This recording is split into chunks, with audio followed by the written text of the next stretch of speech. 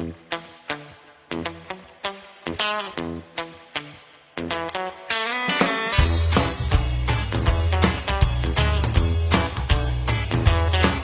been rounding off bolts since the age of 14. Was that a 5/8 or a 9/16? So got a metric socket that don't quite fit. A little wiggle, just a little, but it ain't quite stripped.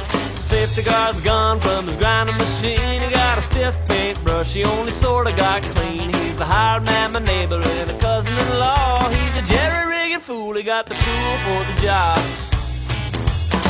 Well, it's a vice grips for pliers, and pliers for a wrench for a hammer. Hammer's everything else, it just don't seem to make much difference. I sure do like him, but he's hard on equipment.